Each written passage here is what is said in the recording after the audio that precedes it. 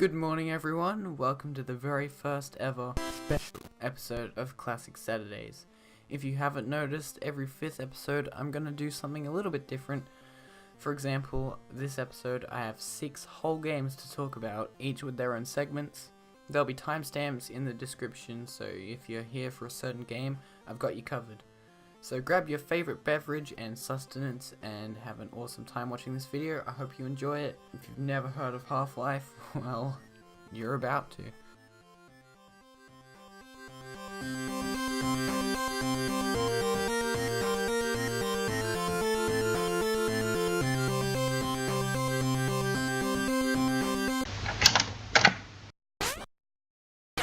You've almost definitely played one of their games, or used one of their products, or at the very least, you know of our Lord and Savior, Gabe and Newell.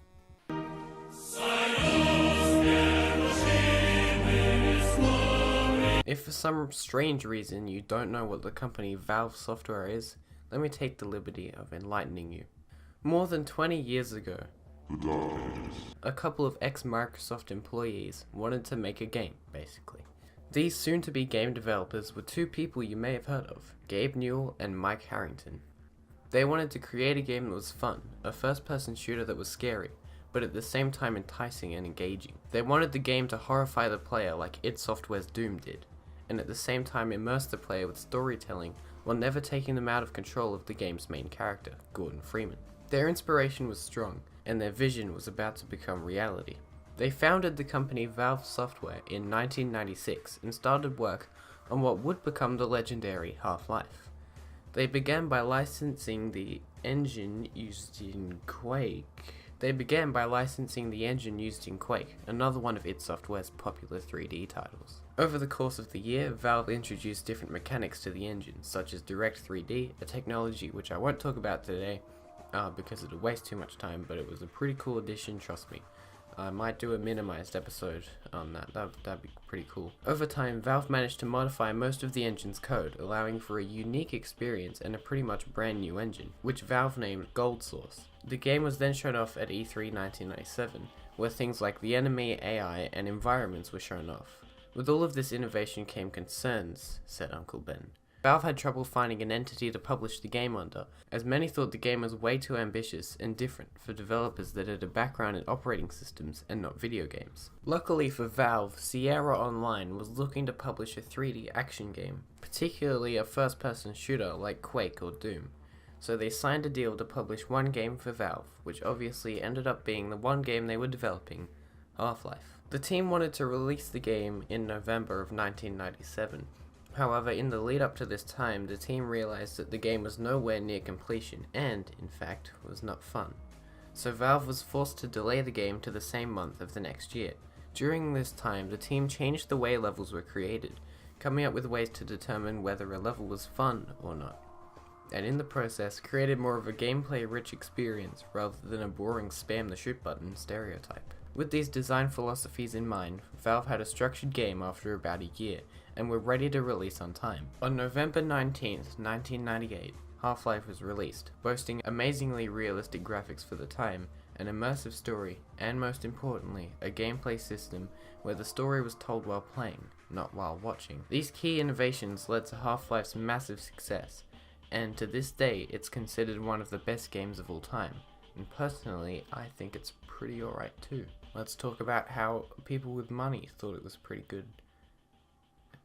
That was a horrible segue. You know, this segment is always fairly predictable.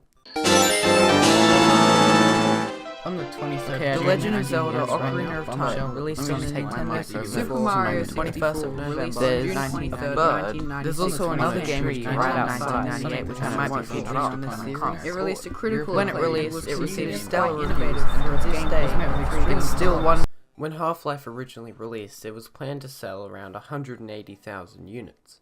But to everyone's surprise, the game exploded in popularity and ended up boasting 9.3 million sales in 2008. I gotta go to bed.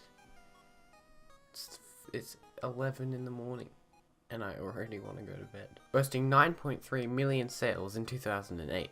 The number has definitely changed since then. Also, a side note here. 2008 was 11 years ago. I'm an old man. I'm getting old. I remember that year.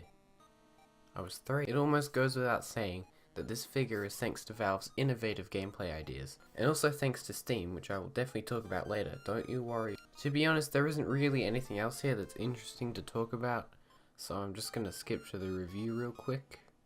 Thanks for understanding. Half-Life follows the story of the scientist Gordon Freeman, an employee at the Black Mesa Research Facility in New Mexico. The game opens. I gotta drink. Gotta drink some water.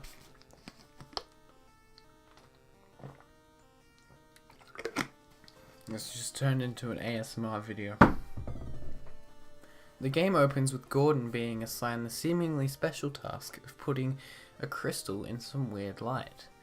This causes something called a resonance cascade and opens up a dimensional rift which floods the facility with aliens, and it's your job to fight your way to the surface and solve the problem. If I could sum up the story, I'd say it's about a guy who causes an alien invasion and then has to fight through it to win.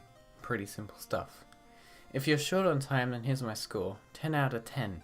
That's what I would have said if I lived in 1998. The game is stellar and was a landmark in the gaming industry when it first came out. Today, however, 20 years later, it does show its age, with simple models, low-resolution textures, and a plethora of bugs and glitches. So for a modern 2019 score, I give it a 10 out of 11. All of those things except the glitches aren't really Valve's fault. What were they supposed to do about weaker hardware from the past? Invent the RTX 2080? No, that was interesting. No. The game sports revolutionary things that hadn't been seen before in the gaming industry. The graphics were on point, the voice acting felt like the characters were real people, and the storytelling never broke the immersion with cutscenes or forced player decisions, making the playing experience feel real, which in turn makes you feel like you really are Gordon Freeman, or Gordon Freeman really is you. That's where Half-Life's genius lies.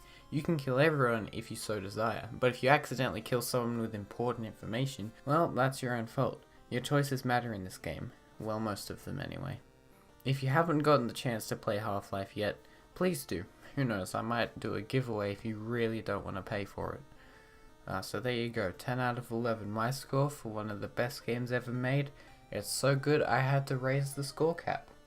So now I'm about to talk about Half-Life's 2 expansion packs, games, whatever you want to call them is fine, Blue Shift and Opposing Force. I'm not going to do the release and sales segment for those because no one really cares. Okay, thanks, here we go.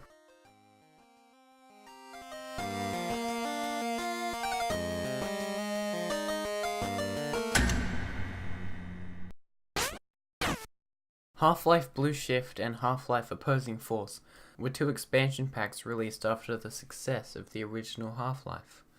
Opposing Force was released exactly 1 year after Half-Life, and took place in the same place at the same time. This time, however, the player controls US Marine Adrian Shepard. In Half-Life, the Marines are portrayed as enemies, hence the name Opposing Force. The expansion shows some new areas and enemies, but it's definitely an expansion, not a standalone game. 2 years later, on June 12th, 2001, Half-Life Blue Shift was released, yet another expansion. This time, the player takes control of Barney Carhorn, an officer inside the Black Mesa facility, the same type that was seen in Half-Life and Opposing Force. It follows a pretty similar formula to Opposing Force, and again is certainly an expansion. Both of these expansions were developed by a third party called Gearbox Software, which Valve chose so that they could work on their own future projects. Gearbox had big shoes to fill when making these, so they got help from even more third parties to create yet another immersive experience. Both expansions follow the rule of not interrupting gameplay and leave storytelling up to the player's decisions, which really helps when making a Half-Life game. For review purposes, I'll consider both expansions as separate games, as personally, I think Opposing Force is better. I really like the idea of playing as the enemy in a game, especially one like Half-Life. I give Opposing Force an 8 out of 10 for building on what Valve created and also adding the fun mechanic of playing as an enemy. I give Blue Shift a 7 out of 10. It still builds on what Valve and Opposing Force created, but I don't think it's as exciting to play as a character that no one really cared about to begin with. By no means is it bad, however. I think both are a lot of fun, and on average I give the 2 Half-Life expansions a 7.5 out of 10 Thank you very much.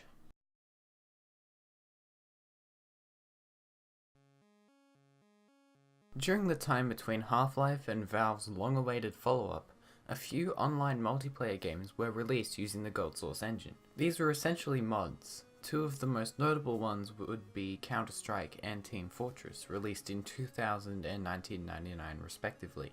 These games generated a fairly large following, and Valve ended up taking in both teams and ended up maintaining both games.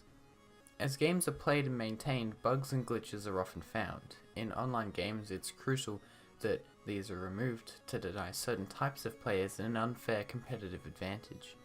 The way this is done normally is through a downloadable software patch released online, which replaces files with bugs in them with newer, updated, bug-free ones. The only issue with this is that it was very slow, and every time a patch came out, it took time for players to install it and was really just a pain for everyone, developers and players. So Valve needed a way to solve the issue, and boy did they stamp this problem into the ground. The team over at Valve came up with a pretty cool idea. A service which would function as a way to connect players' games to the Valve servers, and in the process allow better anti-piracy, anti-cheating, and of course, easier patch downloading. They also plan to add retail abilities to this service, allowing users to download things like the previously mentioned update patches, but also things like DLC and other types of game content. Valve approached companies like Microsoft with this idea, but they were turned down, so they had no choice but to do it themselves. Valve began developing the service that would become Steam in 2002. It was shown to the public on March 22, 2002, and to everyone's surprise, a public beta version of the client was made available for anyone to use. Over that year, hundreds of thousands of users tested the beta client as it was fully integrated into Counter-Strike, and on September 11, 2003, Steam was officially released to the general public. Valve started to approach external game developers to publish their games on Steam and put them up for sale on it. As we all know, Steam grew from its humble beginnings as a simple Counter-Strike network bridge all the way to the giant PC gaming monopoly we all, mostly, cherish today. P.S. Add me on Steam, the link's in the description. Valve used Steam to publish and release their own games, avoiding the issue of finding an external publisher like Sierra, which they had to do for Half-Life, which I talked about before. Hopefully you didn't skip it. This was what Valve did with all their future games, including, of course, a rather special game that has a unique place in most of our hearts. Dr. Freeman.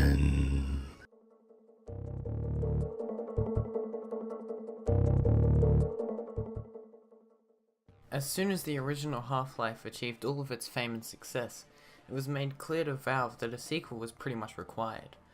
Valve used Gearbox Software's 2 expansions and other things like Counter-Strike to keep the community happy while they anxiously awaited what they all wanted, Half-Life 2. Half-Life 2's development started a little bit after Half-Life was completed in 1999. During this time, the development cycle starts to look a bit like Super Mario 64's, which I've also talked about. You can watch that here, this little card. Go click it, add it to watch later, and then after you've done this, binge watch the whole series. The development cycle starts to look a bit like Super Mario 64's, with the first year or so being dedicated to the plot of the game, and the rest of the time being used for gameplay and level design. During 1999, the Half-Life team also started work on a new game engine, a more original work and not something based off an already existing engine, and it was going to be the replacement for Gold Source, and was to be used in Half-Life 2. I just want to clear something up here. Game engines and game physics engines are not the same thing. The physics engine is generally considered a part of the overall game engine, which handles everything from textures to music. The engine which Valve was developing, known as the Source engine, included a heavily modified version of the Havoc physics engine, which is a separate product which a lot of people think Half-Life 2 is basically runs on, but it runs on Source, not Havoc. This is something that makes an appearance in many 3D games, such as Fallout, Portal, and of course Half-Life 2. As the Source engine progressed in development, so did Half-Life 2, as by the time 2000 rolled around, the team had a fairly certain plan for the story laid out. Gordon Freeman would of course be the main character, and the player's bridged to the world of Half-Life once again, but this time the world has been invaded by yet another type of alien race, but I'll talk about that a little bit later. With this story, Valve also came up with numerous different locations to be seen in the game. Many of these ended up being scrapped in the final game, for example the Wastelands, among many other examples. However, remnants of these locations can still be found if you know where to look. During 2001, Gabe Newell, the managing director at Valve, shifted his focus to the up-and-coming Steam project and away from Half-Life 2's development. During this time, the Source engine also grew to include the previously mentioned Havoc engine, and Half-Life 2 started to take form. However, we're still a long way off from the game we know today. In 2002, the Steam was finally announced at GDC, the Game Developers Conference. After this, the Half-Life 2 team showed off the trailer they had made privately to Gabe Newell. As he hadn't been too involved in Half-Life 2 during 2001 and 2, he was able to give his honest opinion, which was not amazing. This led the team to create a new trailer over the next few months, however yet again it was underwhelming. So in one night the entire trailer was remade, and in the morning was shown off to both Gabe Newell and Jay Stelly, a senior developer at Valve. And both were impressed with the trailer. Gabe Newell then asked the team to get a new final trailer ready for E3, the best place that Valve now hates for some reason, I don't know. As the team hurried along working on new mechanics and finishing the new trailer, Gabe Newell announces in early 2003 that Half-Life 2 would release on September 30th that year. E3 rolls around and Half-Life 2 is met with positive reception, with Valve maintaining that it would release that September. But as time goes on, the team starts to realize this release window wouldn't be a reality. When September eventually rolled around, Valve had the brilliant idea of finally telling the public that the game was being pushed forwards to a later undisclosed release date. This upset a lot of people, but not me because I was -2 at the time. The next month, however, disaster struck. A German hacker managed to break into Valve's network and leak the source files for the unfinished version of Half-Life 2 to the public. This was a serious issue for Valve. What should they do? Scrap everything and restart? Give up altogether? They paused development and essentially went into detective mode. Apparently the hacker himself actually contacted Gabe Newell via email, and as they talked, Gabe made it seem as if Valve wanted to offer him a job in a security position at Valve. They even organized a plane flight from Germany to the US, however it was really just a setup for an arrest. It was planned for the man named Axel Gemby, we'll just call him Axel for now, to be arrested as soon as he landed in America. But the German police got to him first, and he was arrested there. That was one thing off Valve's shoulders, however they still had the issue of thousands of people with the leaked version of their game, so they were back to where they started, what to do from here. The Half-Life 2 team decided to do what they did with the original Half-Life, make the game better than ever before, and boy is that what they did. 2004 was crunch time. The team was able to make the game fully playable from start to finish in early March, and throughout the rest of the year, the game was polished, play-tested, and debugged over and over again, until finally, Valve had pretty much remade the entire game and had a fairly finished version of Half-Life 2, ready to be released. Valve planned to release in November. Their new publisher at the time, Vivendi, who knows, greenlit the release date, and Valve was ready to release on Steam, DVD, and CD, and after 5 long years, the community was finally given what they wanted, and so much more.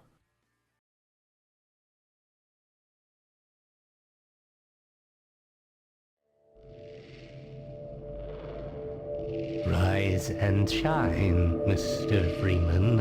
Rise and shine.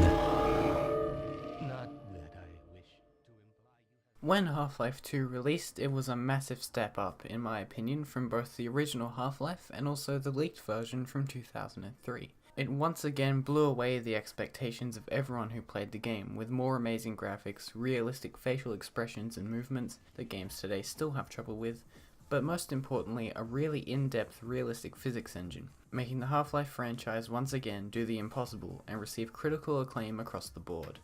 As we know, it's not often that game developers can pull this kind of achievement off, and that's why Half-Life 2 is again one of the best games ever made. Some consider it the best, but I have my own opinions. Ooh, it's not as easy as I thought it would be. Something unfortunate is that it's really hard to find any definitive sales data on Half-Life 2. The one concrete thing I can confirm is that Half-Life 2 has definitely sold more than 10 million copies. Surprise. I think we can all assume, however, that Half-Life 2 has definitely sold more than it has since 2004. Unfortunately, unless Valve feels like communicating, which is one of the things they are notorious for not doing, we may never know how many copies this wonderful game sold. I can, however, offer some insight as to why it sold so well in my favourite segment. Half-Life 2 stars Gordon Freeman once again in his triumphant return as he fights his way through an invaded Earth under the control of the mysterious Combine Empire, a powerful alien organization that took an interest in Earth after the Black Mesa incident in the first game. Half-Life 2 also includes the return of some other characters like Dr. Kleiner, Eli Vance, and the ever-mysterious G-Man. Half-Life 2's story is exciting but dark at the same time, giving the player just enough light to overshadow the whole thing with a mysterious dark turn every other moment. However, Half-Life 2 is more than just a story, with fun gameplay mechanics and fun puzzles, intense fights, and strong character motivations. Half-Life 2 isn't a game. It's an experience. It's an experience that no one with a functioning computer should ever miss out on. It's available to play on Linux, Mac OS, and of course Windows. And if you're concerned that your computer is not strong enough to run the game, hell, I got the game to work on one of these. So if you've got a Steam account and some money, give this game a chance. You will not regret it.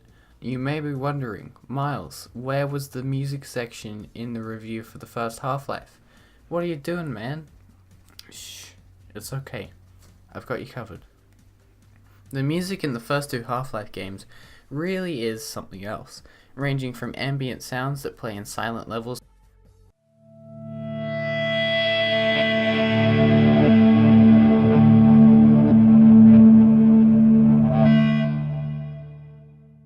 to intense tracks that play during exciting fight scenes.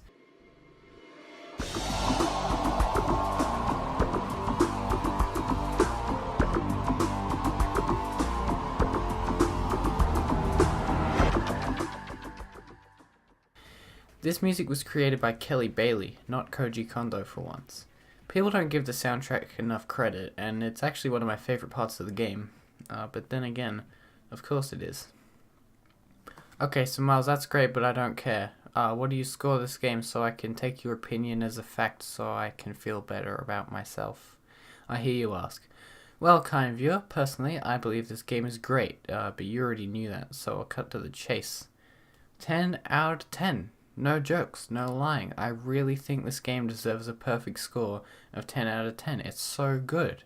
You better play it or I will be angry. I'm not the only one that thinks this way either. Most people agree that this game is really good, and Valve seemed to pick up on that and decided to make yet another sequel. Also, Half-Life 2 ends on a cliffhanger.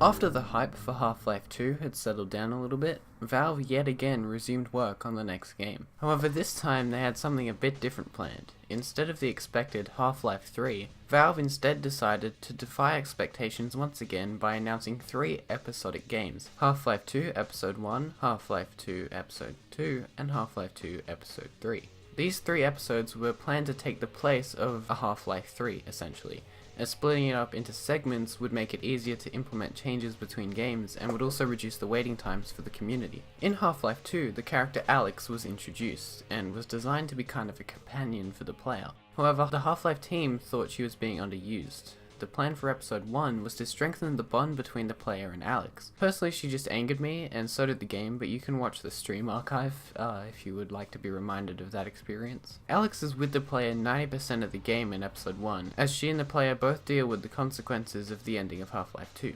Don't worry, this video is completely spoiler free, so you'll be okay. Don't worry about it. Other than that, Half-Life 2 Episode 1 doesn't really do too much else apart from set up Episode 2, and personally for me, this makes it the worst Half-Life game to date. I give it a 6 out of 10.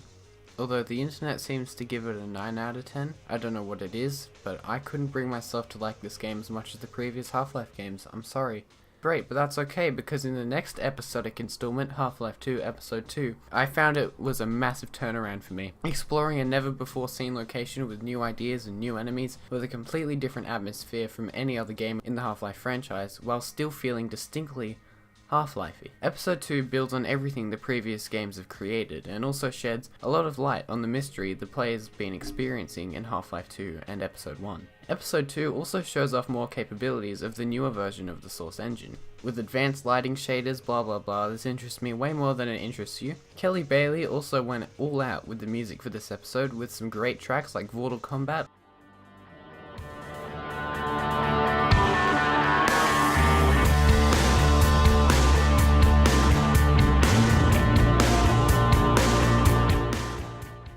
or Sector Sweep.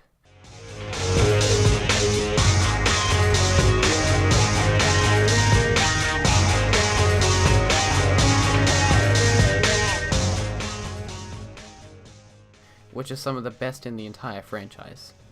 I'm going to give Episode 2 a 9 out of 10. I was concerned this game was going to be more of the same of Episode 1, but I was happily surprised that Valve pulled a 180 and made this game so much better. It's just a lot of fun. After Episode 2, Episode 3 was planned for release not too long after. But I'll talk about this later. As Half-Life games were released, Valve made the interesting decision to allow each game's source files to be easily modified. Normally developers don't do this because it opens up a massive piracy risk, but luckily for Valve, they had a little thing called Steam. By choosing to make the game easily modifiable, many talented individuals started creating their own projects using Half-Life and Half-Life 2. Things like the previously mentioned Counter-Strike and Team Fortress were both mods for the original Half-Life, with other things like Gary's mod, Team Fortress 2, Portal, and many others basically just being really well made Half-Life 2 mods. This sets Half-Life apart by creating a really diverse and unique community full of talented developers, modelers, artists, and most importantly, the game players. Steam is a big part of this, with most of Valve's games taking advantage of Steam's social media features like friends lists and user statistics. Speaking of other Valve games, have you ever heard of a cool franchise named Portal? I certainly have. That'd be fun to do an episode on, hey. When Valve completed Episode 2 a year after Episode 1, fans expected Episode 3 to release in 2008 or 2009, or maybe 2010. Maybe Valve's just putting a lot of effort into this, it'll probably be 2011. Oh hey look, Portal 2. That has to mean Valve's focusing completely on Episode 3 now, right? 2012 for sure. Maybe it's going to be a full Half-Life 3, so probably 2013. Hey, Half-Life 2 is 10 years old, what better way to celebrate that than by releasing Half-Life 3? 2014 is my bet. Things are starting to leak. This has to mean it's nearly done. 2015, baby. It's not gonna happen, is it? But maybe 2016. Come on, 2017 if I'm lucky. Wow, Half-Life is 20 years old now. Half-Life 3 has to release in 2018, right? Maybe if we're good this year, we'll get it in 2019. I mean, there's that one Half-Life VR thing, right? Thank you for watching this massive video, everyone. It really does mean a lot to me. Of course, as always, go follow me on Twitter for the latest spam, and don't forget to join my Discord for even more spam. If you would be so kind to subscribe and drop a like, that'd be nice too. If you don't want to, that's fine as well. I'm not the boss of you. You can do what you want. Thanks everyone. Really, you're doing an awesome job. Keep it up, and I'm extremely proud of every single one of you. Don't know where I'm going with this, but I'll see you in the next video. Goodbye.